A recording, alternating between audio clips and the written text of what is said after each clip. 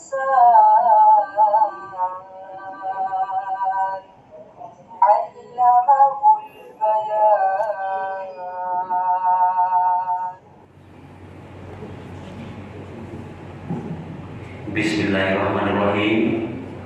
Assalamualaikum warahmatullahi wabarakatuh. Thanks to Allah who has blessed us. Salawat and salam always be given to our Prophet Muhammad sallallahu alaihi wasallam beserta keluarga-keluarganya, beserta sahabat-sahabatnya, beserta seluruh pengikut-pengikutnya sampai akhir zaman, insyaallah. Dan jamaah yang dirahmati Allah Subhanahu wa taala, pada saat ini sampai detik ini dan insya Allah beberapa hari ke depan kita akan masih menjalankan ibadah puasa, ya. Mungkin I have not explained you tentang apa-apa sih sebenarnya yang bisa membatalkan puasa itu. Ya, jadi kalau pada umumnya biasanya dijawabnya menahan makan untuk tidak makan, menahan haus kita untuk tidak minum sampai waktu berbuka. Tetapi kita lupa bahwa ada sesuatu yang lain yang juga tidak kalah pentingnya, yang every day, every of us always we do it, ya. Jadi kalau perempuan biasanya harus ribuan kalimat keluar, ya.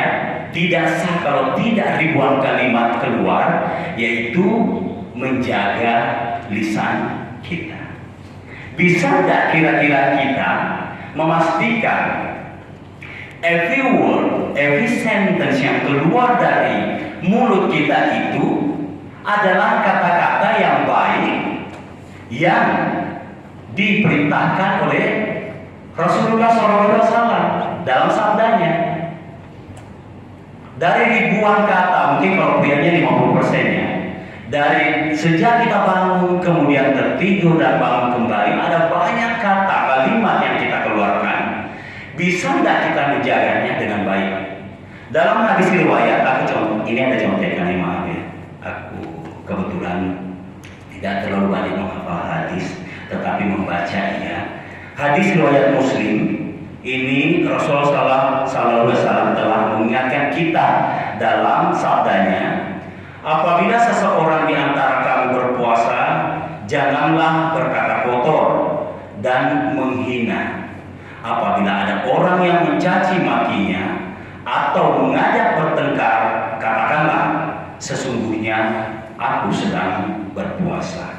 Nah, hadis ini mengingatkan kita betapa pentingnya kita menjaga lisan kita dari perkataan-perkataan yang kotor, perkataan-perkataan yang bisa mensolimi, yang bisa menyakiti hati orang. Ini bukan saja memberikan efek kepada orang yang kita caci maki, tetapi akan memberikan efek kepada kita, yaitu akan menurunkan nilai ibadah kita. Jamaah sekalian, today I choose my short speech. Ini judulnya adalah, biasanya di awal, tetapi aku simpan. Aku berikan perkata dulu kenapa aku harus memilih judul ini, yaitu menahan diri dari berkomentar negatif di media sosial. Ya, kalau zaman dulu media sosialnya tidak ada. Jadi orang harus bertatap muka dulu, melihat ekspresi muka lawan bicaranya dulu, tersulut emosinya, baru keluar kata-katanya. Ya, butuh mulut ini berbusa-busa. Sekarang tidak, ya. Dengan hiburan di media sosial, dengan menggunakan hanya 10 jari-jari ini paling keritingnya, cukup sudah bisa memastikan kita bisa tidak berkomentar dengan baik atau buruk. Cukup dengan 10 jari, tidak perlu dengan mulut. Artinya apa? Sudah sangat mudah akses buat kita, potensi buat kita untuk berbuat, entah itu baik atau buruk, ya. Tidak perlu berlama-lama, cukup diketik. Belum lagi kalau menggunakan jenis handphone yang memang enak buat, ya. Sekarang kan sudah canggih-canggih, tidak seperti yang kemarin, seperti keyboard, ya, butuh effort untuk mengetiknya. Belum, kalau saat sekarang tidak. mendelete secara keseluruhan juga dengan mudahnya. Terus di zaman sekarang kita coba digital handphone dengan segala app-nya, aplikasinya, dalam segala fiturnya itu memang dalam rules-nya tidak diperuntukkan untuk anak-anak, tetapi pada kenyataannya our children, our student dengan mudahnya, dengan murahnya, asalkan sudah ada HP, ada kuota, mereka mudah mengunduh aplikasi media sosial apapun. Di setiap platform ada media sosial, dan media sosial ini sangat menarik ya, bukan buat diri kita sendiri, bukan buat just for adult, tetapi juga untuk anak-anak. Sangat mudah.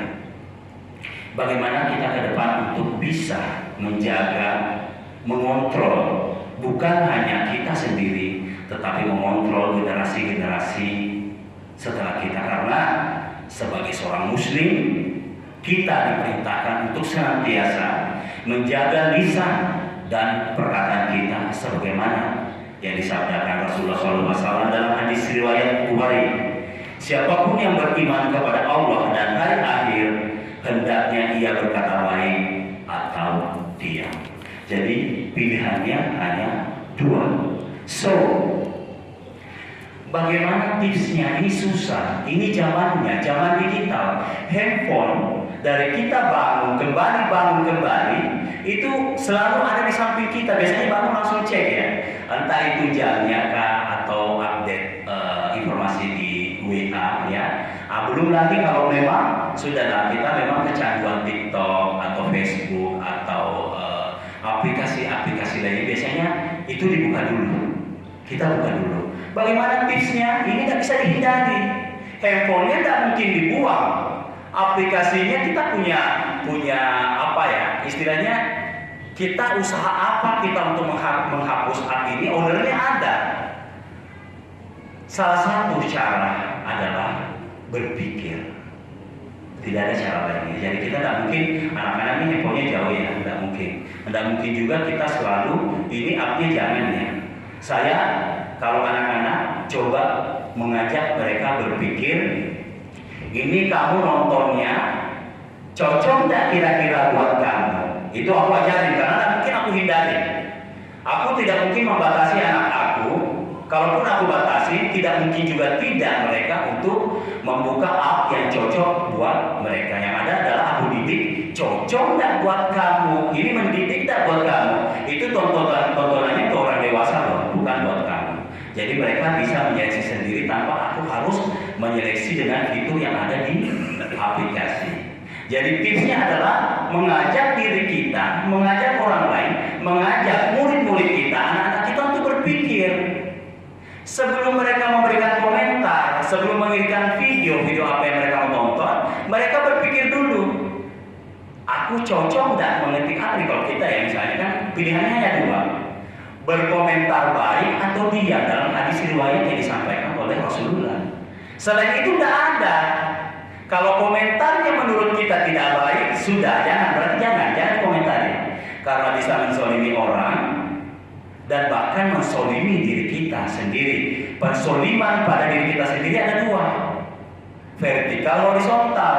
Vertikal pertanggungannya jelas ya. Kalau Anda salah, ancamannya neraka. Horizontal lebih lagi, ada hukum yang berlaku di dunia ini yang bisa menjerumuskan kita ke dalam penjara. Jejak digital selalu terekam meskipun kita hapus. Jadi kembali lagi kenapa saya angkat ini penting ya. Mudaratnya, efeknya entah itu vertikal ataupun horizontal. Dan di bulan Ramadan ini adalah kesempatan buat kita untuk melatih kekuatan lisan kita, melatih diri kita. Ya jadi bukan hanya di bulan Ramadan, tetapi kita persiapkan. Mudah-mudahan setelah bulan Ramadan ini kita menjadi sosok yang lebih baik, yang lebih siap di 11 bulan berikutnya. Amin amin ya rabbal alamin. Demikian mungkin yang bisa saya sampaikan. Mohon maaf bila ada kesalahan. Wabillahi taufiq wal hidayah. Wassalamualaikum warahmatullahi wabarakatuh.